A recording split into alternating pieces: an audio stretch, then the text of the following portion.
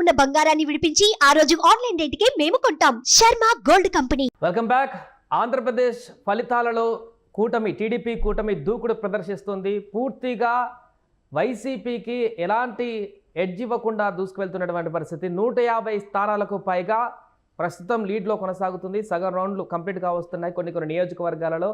So హవా కనిపిస్తుంది, TDP కూటమి హవా కనిపిస్తుంది ఏపీలో. సో వైసీపీ సంబంధించిన నేతలందరూ కూడా ఒక్కొక్కరు కౌంటింగ్ కేంద్రాల నుంచి తిరుముఖం పడుతున్నటువంటి పరిస్థితి. అందరూ అక్కడి నుంచి వెళ్ళిపోతున్న పరిస్థితి. కొడాల నాని, వల్లభనేని వంశీ, మిగతా నేతలందరూ కూడా కౌంటింగ్ కేంద్రాల నుంచి బయటకు వెళ్తున్నారు. అక్కడ కౌంటింగ్ చూస్తున్నటువంటి ప్రాసెస్లో ఓడిపోతామనేటువంటి విషయం కన్ఫర్మ్ కావడంతో వారందరూ కూడా బయటకు వెళ్తున్నారు. మరొక వైపు టీడీపీ కార్యకర్తలందరూ కూడా ఫుల్ జోష్తో ఉన్నారు. పార్టీ కార్యాలయాల్లో కానీ ఇతర ప్రాంతాల్లో కానీ సెలబ్రేషన్స్ చేసుకుంటున్నారు. భారీగా సీట్లు ముందంజలో కనపడుతున్నటువంటి సందర్భంలో ఇక ప్రభుత్వాన్ని ఏర్పాటు చేయబోతున్నాం అనేటువంటి ఒక సందేశాన్ని కార్యకర్తలు తెలుసుకొని వారు సంబరాల్లో కొనసాగుతున్నారు. దీని గురించి మాట్లాడదాం. ఎవరెవరు లీడ్లో ఉన్నారు? ముఖ్యంగా మంత్రులు చాలామంది ఓటమి పాలవబోతున్నారు. వారందరూ కూడా వెనకంజలో ఉన్నారు ఆంధ్రప్రదేశ్లో. దీనికి సంబంధించి మనం మాట్లాడదాం. మనతో పాటు Suman TV news chief editor Keshav గారు ఉన్నారు. కేశవ్ గారు, సో పూర్తిగా ఎవరు ఊహించినటువంటి విధంగా 150 స్థానాలకు పైగా ఎడ్జ్ కనిపిస్తుంది. ఇది ఇలానే కొనసాగితే ఎండింగ్ వరకు ఫలితాలు కూడా అలాగే వచ్చేటువంటి అవకాశం ఉంది. ఇంత వన్ సైడెడ్గా ఓటింగ్ ఎందుకు జరిగిందంటారు? అసలు ఎవరు ఊహించిన విధంగా ఇలాంటి పరిస్థితి ఎట్లా కొనసాగింది? కొద్ది మంది మాత్రమే ఊహించిన విధంగా ఓటింగ్ జరిగింది. ఎందుకంటే చాలామంది ఇంత ఎక్స్ట్రీమ్గా ప్రజాభిప్రాయం ఉంటుందా అనేటువంటి దాని మీద డిస్కషన్ చేస్తున్నారు. ప్లస్ మనం సుమన్ టీవీలో చాలా ప్రజెంటేషన్స్ ఇచ్చాం. కేకే సర్వేస్ గురించి ఎక్కువ డిస్కషన్ జరిగింది. అతను అంత నంబర్ ఇస్తాడని నేను కూడా ఎక్స్పెక్ట్ చేయలే. బట్ ప్రైమరీగా మనం ప్రీ పోల్ సర్వే చేసినప్పుడు కానీ పోస్ట్ పోల్ అనాలిసిస్ చేసిన సందర్భంలో కానీ కూటమికి ఎక్కువ శాతం ఎడ్జ్ ఉందనేటువంటి విశ్లేషణ అతను చేశాడు. తర్వాత రీసెంట్గా కొన్ని మళ్ళీ సర్వేలు వచ్చిన కాంబినేషన్ అంటే ఏబీపీ సీ ఓటర్ సర్వే కావచ్చు. ఇవేంటంటే ఎక్స్ట్రీమ్ నంబర్స్ కొన్ని చెప్పినాయి. 25కి 25 లోక్సభ వస్తుంది అనేది, 25కి 25 లోక్సభ స్థానాలు కూటమి గెలుస్తుంది, ఇట్లాంటివి చెప్పారు. ఎక్కువ డైలమా ఎందుకు వచ్చిందంటే ఆరామస్థానం సృష్టించినటువంటి ఒక కన్ఫ్యూజన్ స్టేటస్. అతను ఇచ్చినటువంటి అనాలిసిస్ మీద 2014లో కూడా అతను సరైనటువంటి పద్ధతిలో నాడి ఇవ్వలేకపోయాడు. కానీ 2018 ఎన్నికలు, 2019 ఎన్నికలు, 2023 ఎన్నికల పైన అతను ఇచ్చినటువంటి రిపోర్ట్స్ అన్నీ కూడా క్లియర్గా యాక్యురేట్గా ఇచ్చినటువంటి రికార్డు ఉంది. సో వీటిని దృష్టిలో పెట్టుకొని ఏపీలో ఏమొస్తుంది అనేటువంటి ఆలోచనలో అతను వీటన్నిటికీ రివర్స్ రిపోర్ట్ ఇచ్చాడు. మనం ఫస్ట్ నుంచి కూడా మనం ఎగ్జిట్ పోల్స్ ఇచ్చినప్పుడు కూడా ఒక అనాలిసిస్ చేసాం. నేషనల్ మీడియా సంస్థలు, నేషనల్ ఏజెన్సీలు ఇచ్చినాయి. ఎందుకంటే చాలా ప్రతిష్టాత్మకమైన సంస్థలు ఉన్నాయి. ఇప్పుడు యాక్సిస్ మై ఇండియా లాంటివి కానీ, సీ ఓటర్ కానీ, సో అలానే మెగా సర్వేస్ కానీ, వీటన్నిటిని కాంబినేషన్ రూపంలో ఇచ్చినటువంటివి మనం క్యాలిక్యులేట్ చేసి చూస్తే ఒక్క టైమ్స్ నౌ మినహా నేషనల్ ఏజెన్సీస్ అన్నీ కూడా కూటమికి అనుకూలంగా ఇచ్చినాయి అన్నమాట. 1-2 మళ్ళీ అందులో కూడా 1-2 ఏజెన్సీలు టఫ్ ఫైట్ ఇచ్చినాయి, మిగతావి వన్ సైడ్ ఇచ్చినాయి. సో ఈ లెక్కల ప్రకారం చూస్తే కనుక దాదాపు నాడి పట్టుకునేటువంటి పరిస్థితి కొన్ని సంస్థలకైతే దక్కింది అని అనిపిస్తుంది. కాకపోతే నమ్మడానికి కొంచెం కష్టంగా అనిపించింది. ఇప్పుడు జగన్మోహన్ రెడ్డి ఏదైతే 151 సీట్లతో ప్రభుత్వాన్ని ఏర్పాటు చేస్తారనేటువంటి విషయాన్ని 2019లో ఎవరు ఊహించలేదు. 151 సీట్లు రాగానే అందరూ షాక్ అయ్యారు. But it is broken. ఈ రికార్డు ఇప్పుడు బద్దలు కొట్టేటువంటి స్థితిలో ఎన్డీఏ కూటమి కనిపిస్తుంది ఆంధ్రప్రదేశ్లో, అంటే టీడీపీ ఆధ్వర్యంలో ఉన్నటువంటి కూటమి. ఎందుకంటే బీజేపీ వాళ్ళు పదే చెప్పారు, నేషనల్ లెవెల్లో మేము లీడ్ చేస్తాం, స్టేట్ లెవెల్లో టీడీపీనే లీడ్ చేస్తుంది, మాకు కూటమిలో పెద్దన్న టీడీపీనే వాళ్ళు కూడా చెప్పారు. కాబట్టి ఇది టీడీపీ కూటమిగానే మనం చెప్పాల్సి వస్తుంది. ఎస్సీ ఎస్టీ నియోజకవర్గాలు ముఖ్యంగా వైసీపీ ఎక్కువగా ఈ నియోజకవర్గాలు తమకి గ్యారంటీగా వస్తాయనేటువంటి ప్లేసెస్లో కూడా కూటమి లీడ్లో కనిపిస్తుంది. రాయలసీమలో కూడా ఊహించినటువంటి విధంగా రాయలసీమలో కూడా కూటమి అభ్యర్థులు లీడ్లో కొనసాగుతున్నారు. మరి ఇంత డిఫరెన్షియేషన్ ఎందుకు కనిపించిందంటారు? రాయలసీమ గురించి ఫస్ట్ మాట్లాడదాం. రాయలసీమలో మొత్తం 52 నియోజకవర్గాల్లో దాదాపు చాలా సర్వేలు మెజారిటీ సీట్లు వైసీపీ గెలుస్తుందని చెప్పారు. 2-3 సర్వేల్లో మాత్రమే, 2-3 కూడా కాదు, ఇంకా క్లియర్గా చెప్పాలంటే ఒక కేకే సర్వేలో మాత్రమే అతను చెప్పింది ఏంటంటే రాయలసీమలో కూడా టఫ్ సిచ్యుయేషన్ ఉంది. కడపలో 3 చోట్ల, అలానే కర్నూలులో ఒక 3 చోట్ల, ఇట్లా ఒక 7-8 చోట్ల మాత్రమే రాయలసీమలో వచ్చే అవకాశం ఉన్నది. ఇప్పుడు ఉన్నటువంటి ట్రెండ్ బట్టి చూస్తే కనుక 52 రాయలసీమ అసెంబ్లీ నియోజకవర్గాల్లో 5 చోట్ల మాత్రమే వైఎస్ఆర్సీపీ క్యాండిడేట్లు లీడ్లో ఉన్నారు. సో అంటే జగన్ సొంత జిల్లాలో కూడా కనిపిస్తుంది సగం సీట్లు. సొంత జిల్లాలో చూస్తే మీరు ఎవరు ఊహించిన విధంగా వరదరాజుల రెడ్డి ప్రతి రౌండ్లో ఆయన 2000 నుంచి 3000 పైచులకు మెజారిటీతో ఇప్పుడు ఆల్మోస్ట్ 6800 ఓట్ల మెజారిటీలో ఆయన ఉన్నారు 5 రౌండ్లు ముగిసేసరికి. అలానే కడప పరిధిలో ఉన్నటువంటి మాధవిరెడ్డి ఆమె కూడా తన మెజారిటీ ప్రతి రౌండ్లో కంటిన్యూ చేస్తున్నటువంటి పరిస్థితి. జమ్మలమడుగులో కూడా అదే పరిస్థితి ఉంది. సో కడప పార్లమెంటు పరిధిలో ఇలా రివర్స్ అవుతుంది ఓటింగ్ అనేటువంటిది ఎవరు కూడా అంచనా వేయలేదు. సో ఆ లెక్క నుంచి అసలు ఓవరాల్గా 52 నియోజకవర్గాల్లో 5 అనేది షాకింగ్ ఫ్యాక్టర్. ఎందుకంటే 2014 ఎలక్షన్స్లో కూడా టీడీపీ జనసేన పార్టీ లేకపోయినా కానీ జనసేన మద్దతు ఇచ్చింది, బీజేపీ మాత్రమే పోటీ చేసింది. ఆ సందర్భంలో కూడా రాయలసీమలో ఎక్కువ సీట్లు గెలిచింది జగన్మోహన్ రెడ్డి పార్టీనే. సో ఇప్పుడు ఉన్నటువంటి పరిస్థితుల్లో వైసీపీ అంత ట్రైలింగ్లోకి వెళ్ళింది అంటేనే ప్రజా వ్యతిరేకత అనేది చాలా స్పష్టంగా ఉంది. మరొక విషయం ఏంటంటే ఒక సైలెంట్ రెవల్యూషన్ నడిచింది ఆంధ్రప్రదేశ్లో. ఒకవేళ ఓపెన్గా మేము ఈ పార్టీకి అండగా ఉన్నాం, ఆ పార్టీకి అండగా ఉన్నాం అని ఒక మాట చెబితే ఏం జరుగుద్దో అన్నటువంటి ఆందోళన బహుశా ప్రజల్లో ఉండవచ్చు. అందుకనే సర్వేలు చేసినటువంటి సంస్థలు కొన్ని సంస్థలు నేరుగా శాంపిల్ కలెక్షన్స్ చేసినాయి. బట్ శాంపిల్ కలెక్షన్స్ చేసే సందర్భంలో కూడా వాళ్ళు చెప్పినటువంటి మాట ఏంటంటే వచ్చిన డేటాని అనలైజ్ చేసి వాళ్ళు చెప్పారు. అంటే వచ్చిన వాళ్ళు ఎవరో ఎంక్వైరీకి వచ్చిన, ఇప్పుడు చాలా చోట్ల చాలా ఎంక్వైరీలు జరుగుతూ ఉంటాయి. ఎందుకు నేను అనుకున్నది నా మనసులో ఉన్నది చెప్పాలనేటువంటి అభిప్రాయంతోనే ఓటర్లు వేరే రకమైనటువంటి ఆన్సర్స్ చెప్పుండొచ్చు. కేకే చెప్పినటువంటి మాట ఏంటంటే అతను అనుసరించినటువంటి పద్ధతి ఎమోషనల్ క్యాచ్మెంట్తో నేను క్యాలిక్యులేషన్స్ చేసుకుంటూ వచ్చాను అని ఒక మాట చెప్పాడు. అంటే అతను ఒక సర్వే చేస్తున్నటువంటి వ్యక్తిగా కాకుండా నార్మల్ వ్యక్తిగా కొంతమంది సమూహాల మధ్యకు వెళ్ళి వాళ్ళ మధ్య రాజకీయ చర్చల్లో పాల్గొనడం ద్వారా అసలు ఎమోషన్ ఎటువైపు ఉంది అనేది క్యాలిక్యులేట్ చేశారు. అంటే ఆ ఎమోషన్ విషయంలో ఏంటంటే మీరు నేను మాట్లాడుకున్నప్పుడు పర్సనల్గా మాట్లాడుకున్నప్పుడు ఒకలా మాట్లాడతాం, లైవ్లో కూర్చొని మాట్లాడేటప్పుడు ఇంకోలా మాట్లాడతాం. సో ఆ పర్సనల్ క్యాజువల్ డిస్కషన్స్లోంచి వాళ్ళు ఎమోషన్స్ని కరెక్ట్గా క్యాచ్ చేశారేమో బహుశా, అందుకనే అంత వ్యతిరేకత ఉంది అనేటువంటి మాట అతను నిర్ద్వందంగా చెప్పారు. అదే రీతిలో ఇప్పుడు వస్తున్నటువంటి ట్రెండ్ని బట్టి చూస్తే దాదాపు ఆ వాతావరణం కనిపిస్తుంది అని చాలా స్పష్టంగా అనిపిస్తుంది. అయితే ఇప్పటికి ఇంకా 50% కూడా రీచ్ కాల. ఇంకా మిగతా కౌంటింగ్ స్టేటస్ ఎలా ఉంటుంది, ఫైనల్ ఫిగర్స్ ఎక్కడ సెటిల్ అవుతాయి అనే దాన్ని బట్టి మనం ఇంకా క్లియర్గా అనాలిసిస్ చేసేటువంటి అవకాశం ఉంది. అయితే ఒకటేంటంటే ఇప్పుడు ఏవైతే ట్రెండ్స్ కొనసాగుతున్నాయో మ్యాక్సిమం అవే ట్రెండ్స్ చివరి వరకు లీడ్ అయ్యేటువంటి అవకాశాలు ఎక్కువగా ఉంటాయి. ఏ కౌంటింగ్ సందర్భంలో ఏ ఎలక్షన్ సందర్భంలో అయినా ఒక 15 సీట్లలో మార్పు చేర్పులు ఉండొచ్చు, కానీ మిగతా యాజ్ ఇట్ ఈస్ గా మూవ్ అవుతుంది కూడా ఆల్మోస్ట్ అంతే అవుతాయి. ఇంకోటి మనం ఫస్ట్ నుంచి కూడా అనుకుంటుంది ఓటింగ్ ఎలా జరిగినా కానీ ఆంధ్రప్రదేశ్లో ఓటర్ మాత్రం డెసిషన్ ఖచ్చితంగా ఒక సైడే ఇస్తారని చెప్పాం. ఈ hung type equations RR survey విషయంలో కూడా మనం అనలైజ్ చేసినప్పుడు చాలా క్లియర్గా చెప్పింది ఏంటంటే ఇలా కన్ఫ్యూజన్ క్రియేట్ చేసి 10-15 సీట్లతో ప్రభుత్వాన్ని ఏర్పాటు చేసే అవకాశం అయితే ఎవరు, చాలా స్పష్టమైనటువంటి మ్యాండేట్ ఉంటుంది అనేటువంటి ఎక్స్పెక్టేషన్ మనం చేసాం. అదే రీతిలో మినిమం 125 పైన వచ్చేటువంటి అవకాశమే ఉంది అని కూడా అంచనా వేసాం. సో ఫైనల్ ఫిగర్స్ ఒక 5 సీట్లు అటు ఇటుగా సెటిల్ అయినా కానీ ఇప్పుడు వస్తున్నటువంటి ట్రెండ్ని బట్టి కానీ మొత్తం టోటల్గా వస్తున్నటువంటి లీడ్స్ని బట్టి కానీ చూస్తే కనుక కూటమి ప్రభుత్వం ఆంధ్రప్రదేశ్లో ఏర్పడడం ఖాయం అనేటువంటి సంకేతాలు అయితే స్పష్టంగా కనిపిస్తున్నాయి. రైట్, ప్రస్తుతం అయితే టీడీపీ చరిత్రలో ఎన్నడూ లేనటువంటి విధంగా రికార్డు దిశగా లీడ్ అయితే కొనసాగుతున్నటువంటి పరిస్థితి, 93 స్ట్రైక్ రేట్లో మూవ్ అవుతున్నట్టుగా కనపడుతుంది. ఇంకొకటి ప్రధానమైనటువంటి విషయం కేశవ్ గారు, 20 సీట్లకు పైగా ఎంపీ స్థానాల్లో కూడా లీడ్లో కొనసాగుతుంది. అటు ఎన్డీఏ చూస్తేనే వన్ సైడెడ్గా పోతుంది అనుకున్నటువంటి కేంద్రంలో ఎన్డీఏ సీట్లేమో అంత ఆశించినట్టుగా స్పీడ్ అవ్వట్లేదు. కాబట్టి ఈ సమయంలో టీడీపీ సాధించేటువంటి సీట్లు కీలకం కాబోతున్నాయా జాతీయ స్థాయి రాజకీయాలు అనేటువంటి అంశం కూడా తెరపైకి వస్తుంది. ఇప్పుడు టీడీపీ జనరల్గా ఏంటంటే కూటమిగా ఒకసారి ప్రీపోల్ అలయన్స్ అనేది జరిగిన తర్వాత కూటమిలో నుంచి బయటకు రావడానికి కొంచెం క్లిష్టమైనటువంటి పరిస్థితులు ఉంటాయి. ఇప్పుడు దేశంలో నడుస్తున్నటువంటి ట్రెండ్ని బట్టి చూస్తే కనుక ఎన్డీఏ కూటమి ఆల్మోస్ట్ 170 నుంచి 190 లీడ్ కొంచెం పైకి కిందికి అవుతున్నటువంటి పరిస్థితి కనిపిస్తుంది. మనకు 270 నుంచి 290 లీడ్ అవుతుంది. అంటే ఓవరాల్గా 274 సీట్లు ఎవరు గెలిస్తే వాళ్ళు గవర్నమెంట్ ఫామ్ చేసేటువంటి అవకాశం ఉంది. సో ఎన్డీఏ కూటమికి ఇప్పుడు ఒక కంఫర్టబుల్ పొజిషన్ ఉన్నట్టుగా సంకేతాలు కనిపిస్తున్నాయి. ఫైనల్ ఫిగర్స్ ఎంతవరకు లీడ్ అవుతాయి అనేది కొంత వెయిట్ చేయాలి, ఎందుకంటే అక్కడ నిజంగానే ఒక చేజింగ్ లాగా నడుస్తుంది.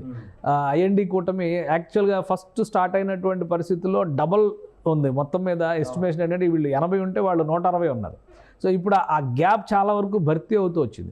ఈ భర్తీ అవుతూ వస్తున్నది ఫైనల్ ఫిగర్ ఎక్కడ సెటిల్ అయ్యింది అనే దాని మీద, అందులో యాక్చువల్ ఫిగర్స్ బీజేపీకి ఎన్ని వచ్చినాయి అనేది కూడా ముఖ్యం. ఎందుకంటే మనం గతంలో చూస్తే 1991 ఎలక్షన్స్లో మనం చూస్తే రాజీవ్ గాంధీ చనిపోయిన తర్వాత, అంటే ఒక 3 ఫేజులు ఎలక్షన్ కంప్లీట్ అయినాక రాజీవ్ గాంధీ మరణం తర్వాత చివరి జరిగిన 2 ఫేజుల్లో కూడా చాలా భారీ ఓటింగ్ కాంగ్రెస్కి వచ్చింది. అప్పుడు 230 సీట్లు 239 సీట్ల వరకు వచ్చింది. Minority government PV Narasimha Rao form చేశారు. అప్పుడు ఏమైంది, జేఎంఎం లాంటి పార్టీలు వీటన్నిటిని కూడా కలుపుకోవాల్సి వచ్చింది. బయట నుంచి ఎన్టీ రామారావు అప్పుడు తెలుగుదేశం పార్టీని కూడా చీల్చి మద్దతు తీసుకున్నటువంటి పరిస్థితి ఉంది. పర్వతనేని ఉపేంద్ర ఆధ్వర్యంలో 3-4 టీడీపీ ఎంపీలు కాంగ్రెస్లోకి వెళ్ళి మద్దతు ఇచ్చి పివి నరసింహరావు గవర్నమెంట్ నిలబెట్టినటువంటి చరిత్ర ఉంది. సో మళ్ళీ ఆ రోజులు వెనక్కి వెళ్ళినట్టుగా, ఎందుకంటే ఈ లాస్ట్ 10 yearsలో మనం చూస్తే కనుక స్పష్టమైనటువంటి కేంద్రంలో స్పష్టమైనటువంటి మెజారిటీ ఒక పార్టీకి ఇచ్చినటువంటి సందర్భం ఈ గత 10 ఏళ్లలోనే చూసాం. ఈవెన్ యూపీఏ 1లో కానీ యూపీఏ 2లో కూడా కాంగ్రెస్ పార్టీకి సింగిల్ పార్టీగా అంత మెజారిటీ రాలా, కూటమిని కలుపుకొని వెళ్లాల్సినటువంటి పరిస్థితి. ఒక దశలో లెఫ్ట్ పార్టీస్ మీద 2004లో గెలిచినటువంటి గెలుపులో దాదాపు 60-65 స్థానాలు లెఫ్ట్ పార్టీస్కి సంబంధించినటువంటి ఎంపీలు ఉన్నారు.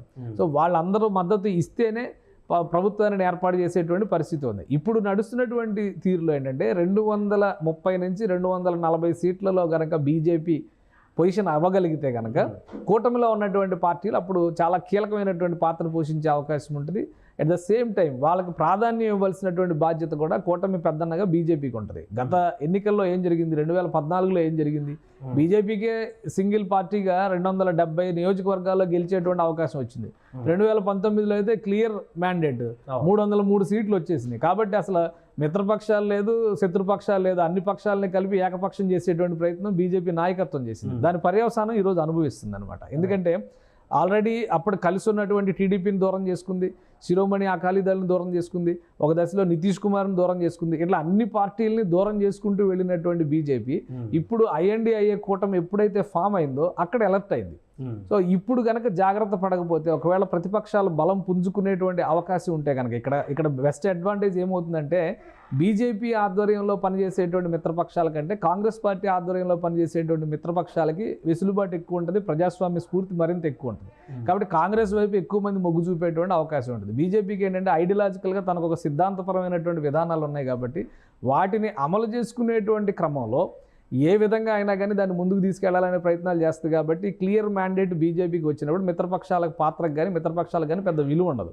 మనం 2019 ఎన్నికల తర్వాత బీజేపీకి 300 సీట్లు వచ్చిన తర్వాత జగన్మోహన్ రెడ్డి ఢిల్లీ వెళ్ళగానే ఫస్ట్ చెప్పిన మాట ఏంటి, 22 మంది ఎంపీ సీట్లు ఇస్తే కూడా నేనేం చేయాలన్నాడు ఆయన. నేనేం చేయలేను, ఇంకా వాళ్ళ క్లియర్ మ్యాండేట్ ఉంది కాబట్టి అడిగిన సార్లు అడుగుతాం, వాళ్ళు అడిగితే ఎవడిస్తాడు. 2 సీట్లతో తెలంగాణ తెచ్చుకున్నప్పుడు 22 సీట్లతో ప్రత్యేక హోదా తేలేమా, లేదా రాష్ట్రానికి కావాల్సినటువంటి ప్రయోజనాల కోసం పోరాటం చేయలేమా? ఆ రోజు ఆ స్ఫూర్తి వైసీపీ ప్రదర్శించలేకపోయింది, ఎందుకంటే వైసీపీకి ఉన్నటువంటి రాజకీయ పరిమితులు వైసీపీకి ఉన్నాయి. సో ఇప్పుడు కనుక ఈ నంబర్ 270-280 మధ్యలో కనుక ఎన్డీఏ కూటమి సెటిల్ అయితే ఎన్డీఏ మిత్రపక్షాలకి గౌరవం పెరుగుతుంది. ఢిల్లీలో ప్రత్యేకమైనటువంటి అవకాశాలు వస్తాయి, మంత్రివర్గంలో ప్రత్యేకమైనటువంటి శాఖలు ఇస్తారు. సో ఈ వెసులుబాటు కూటమిలో ఉన్నటువంటి పార్టీలకు వచ్చేటువంటి అవకాశం ఉంటుంది.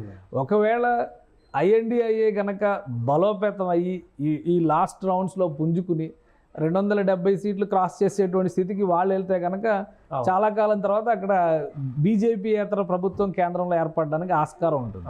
బట్ ఇప్పుడు నడుస్తున్నటువంటి నంబర్ల ప్రకారం చూస్తే ఈ నంబర్స్ ఖచ్చితంగా ఎన్డీఏ కూటమికి అనుకూలంగా ఉన్నటువంటి నంబర్స్.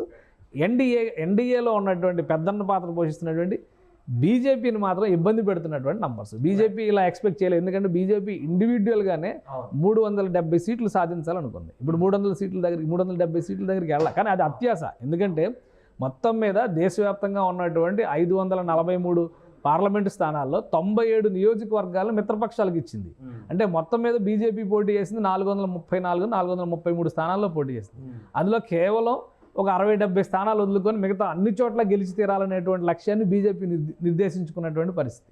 ఒక రకంగా అసాధ్యమైనటువంటి లక్ష్యం, కానీ ఇప్పుడు నడుస్తున్నటువంటి రాజకీయంలో ఏది అసాధ్యం కాదు కాబట్టి బీజేపీ సాధించవచ్చు అనేటువంటి ధీమాతో ముందుకెళ్ళింది. బట్ ఆ ప్రయత్నం మాత్రం కొంత బెడిసి కొట్టినట్టుగా కనిపిస్తుంది ఇప్పుడున్నటువంటి ఫిగర్స్ చూస్తే. ఇంకొక ఇంట్రెస్టింగ్ ఫ్యాక్ట్, ఆంధ్రప్రదేశ్ ఎన్నికల గురించి మాట్లాడుకుంటే కేశవ్ గారు, కేఏ పాల్ 2 స్థానాలలో పోటీ చేస్తారు ఈసారి, గాజువాకలో ఎమ్మెల్యేగా, విశాఖలో ఎంపీగా.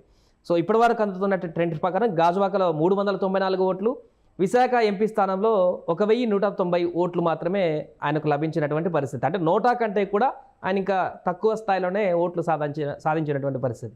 ఇది ఎట్లా చూడొచ్చు అంటారు? ఈయనకు ఎందుకు మరి అంతగా కనీసం ఓట్లు కూడా రానటువంటి పరిస్థితి నెలకొంటుంది? అంటే ఇంకా అంత పెద్ద బ్రేకింగ్ న్యూస్ అంటే నేను అనుకున్నా కేపాల్ లీడ్లోకి వచ్చారేమో 370 ఓట్లతో అనుకున్నా. ఎందుకంటే ఆయన పెట్టే ప్రెస్ మీట్లన్నీ అలానే ఉంటాయి కదా, అది ఇంపాసిబుల్. ఎందుకంటే ఇప్పుడు కేపాల్ గురించి మనం మాట్లాడే కంటే జేడి లక్ష్మీనారాయణ గారు ఎక్కడున్నారు?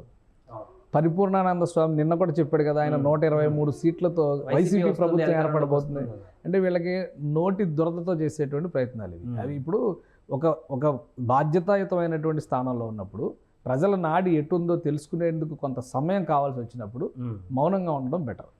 చంద్రబాబు నాయుడు ఇంతవరకు అసలు రియాక్ట్ కాల, మేము గెలుస్తామని చెప్పలా, ఓడిపోతామని చెప్పలా. ఆయన ఎలక్షనీరింగ్ బాగా చేసామన్నారు, ఆయన దారిని ఆయన టూర్ వెళ్ళారు, వచ్చారు.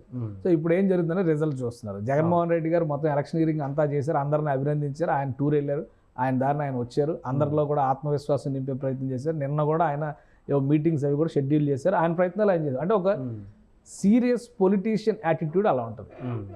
వీళ్ళు ఏంటంటే వేవుని బట్టో, అవకాశాన్ని బట్టో, లేదా ఒక రాజకీయ పార్టీని బట్టో, ప్రజల బలహీనతలను బట్టో, ఒకవేళ మనం గెలిచేస్తాం, మనం పెద్ద పొజిషన్లోకి వచ్చేస్తాం అనుకునేటువంటి ఆశతో వచ్చినటువంటి వాళ్ళు.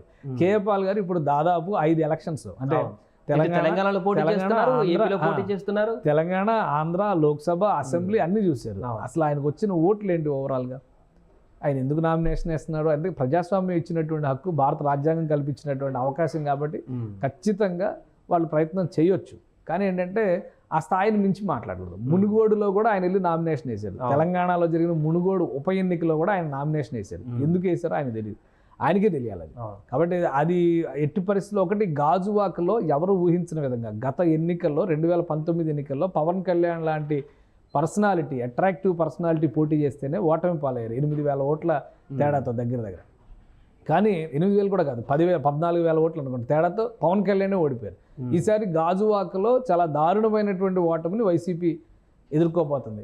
ఎందుకనంటే చాలా కీలకమైనటువంటి నియోజకవర్గం ఇప్పుడు గాజువాక నుంచి అమర్నాథ్, మంత్రి అమర్నాథ్ అక్కడ బరిలో దిగారు. నియోజకవర్గం మార్చుకొని సిట్టింగ్ ఎమ్మెల్యే ఆయన అనకాపల్లి నుంచి అక్కడ షిఫ్ట్ అయ్యారు. సో అట్లాంటి వ్యక్తి మీద ఇప్పుడు దాదాపు 14,000 ఓట్ల మెజారిటీతో టీడీపీ నాయకులు ఉన్నటువంటి పరిస్థితి ఉంది. ఇంకా పెరుగుతుంది. అది మనకు వచ్చినప్పటికి చాలాసేపటి క్రితం వచ్చినటువంటి రిపోర్ట్ కాబట్టి అది మారేటువంటి అవకాశం అయితే 100% ఉంది. పర్సంటేజ్ పెరిగేటువంటి, ఓటింగ్ షేర్ పెరిగేటువంటి అవకాశం అయితే కనిపిస్తుంది. మెజారిటీ మారేటువంటి అవకాశం కనిపిస్తుంది. చాలా నియోజకవర్గాలు అంటే కొన్ని ఇప్పుడు పన్నూరు నియోజకవర్గం ఉంది, వైసీపీ చాలా గట్టిగా గెలుస్తుందని చెప్పారు.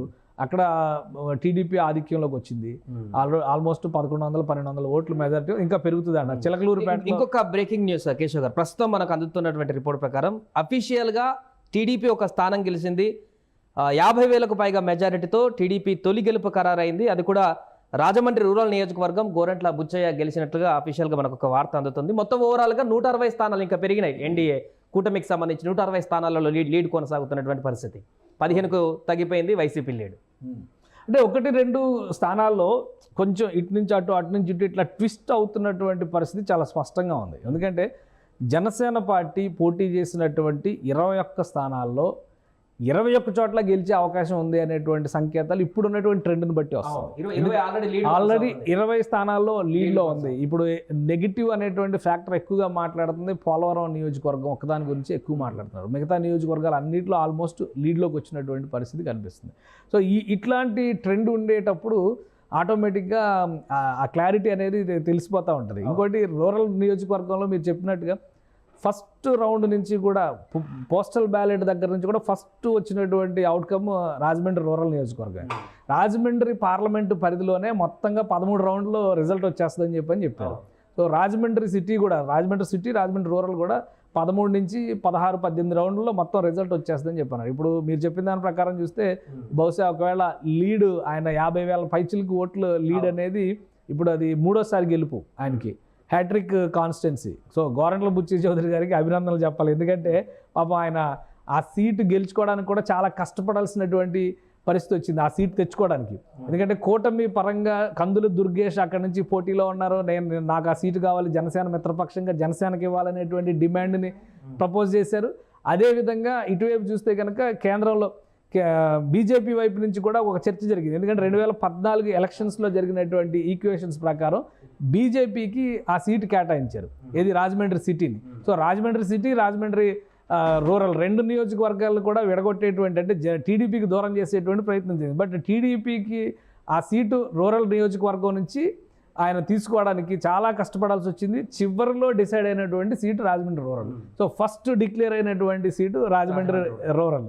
సో ఇది ఖచ్చితంగా చంద్రబాబు నాయుడు గారికి బహుమతి ఇస్తారని ఒక డైలాగ్ చెప్పారు గోరంట్ల బుచ్చయ్య చౌదరి గారు. సో ఆ ఈక్వేషన్ అయితే కనిపిస్తుంది. అలానే రాజమండ్రి సిటీలో కూడా మెజారిటీ కంటిన్యూ అవుతుంది. Already Margani Bharat counting centre నుంచి 4వ రౌండ్ 5వ రౌండ్లోనే వెళ్ళిపోయాడు ఆయన. అంటే అక్కడ ఒక ట్రెండ్ తెలుస్తుంది. జనరల్గా మనకి ఓపెన్ చేసినటువంటి ఈవీఎంలను బట్టి అక్కడ బూత్లో ఉన్నటువంటి ఆ పోలింగ్ బూత్స్ ఏవైతే ఉంటాయో అందులో ఉండేటువంటి ఆధిక్యాలు, వాళ్ళకు ఉండేటువంటి కెపాసిటీస్ని దృష్టిలో ఉంచుకొని చూస్తే కనుక మనకు ఎక్కువ ఓట్లు వస్తాయని ఏవైతే నమ్మకం ఉంటాయో అక్కడే తక్కువ ఓట్లు వచ్చినాయి అనుకో ఇంకా ట్రెండ్ అదే కొనసాగేటువంటి ప్రమాదం ఉంటుంది అనేటువంటి ఉద్దేశంతో బయటికి వెళ్ళిపోయేటువంటి పరిస్థితి. ఎందుకంటే మనం ఇప్పుడు క్లియర్గా చూస్తున్నాము, కొడాలి నాని ఆయన నియోజకవర్గం ఆ కౌంటింగ్ సెంటర్ నుంచి ఆయన వాకౌట్ చేశారు ఆల్రెడీ. అది ఒక రకంగా కౌంటింగ్ ఏజెంట్లకు సంబంధించి కూడా ఒక డిమోరలైజ్ అయిపోయేటువంటి సందర్భం. గెలుపు ఓటమి ప్రజాస్వామ్యంలో సహజం కాబట్టి అన్నింటినీ సమానంగా తీసుకునేటువంటి పరిస్థితి ఉండాలి. కానీ ఇక్కడ వాతావరణం బట్టి చూస్తే కనుక వల్లభనేని వంశీ ఆయన కూడా కౌంటింగ్ సెంటర్ నుంచి వెళ్ళిపోయారు. సో వీళ్ళు ఎందుకు వెళ్ళిపోతున్నారు? వీళ్ళు వెళ్ళిపోవడం అనేది పవన్ కళ్యాణ్ కానీ చంద్రబాబు నాయుడు గారు కానీ ఒక్క ఉస్కో అంటే ఉస్కో అనే రీతిలో తగులుకునేటువంటి నాయకులు వీళ్ళందరూ. సో కౌంటింగ్ సెంటర్ నుంచి వీళ్ళు పలాయనం చిత్తగిస్తున్నటువంటి పరిస్థితి ఉంది అంటే వైసీపీ శ్రేణుల్లో ఖచ్చితంగా ఆత్మవిశ్వాసం సన్నగిల్లేటువంటి సందర్భంగా కనిపిస్తుంది. ఇది ఆశలు వదులుకున్నటువంటి పరిస్థితిలాగా కనిపిస్తుంది. ఏపీలో ఓటరు ఏకపక్షంగా ఒక తీర్పు ఇచ్చినటువంటి పరిస్థితిగా కనిపిస్తుంది. సో ఫైనల్ రిజల్ట్స్ వచ్చేసరికి ఈ నంబర్స్ ఇంకెక్కడ సెటిల్ అవుతాయి. ఎందుకంటే గుడివాడ విషయంలో ఆరామస్థాన్ సర్వేలో కూడా చాలా క్లియర్గా చెప్పాడు గుడివాడలో గెలుస్తాడని. సుమన్ టీవీలో మీ పర్సనల్ అండ్ బిజినెస్ ప్రమోషన్స్ కోసం కింది నెంబర్కి కాంటాక్ట్ చేయండి.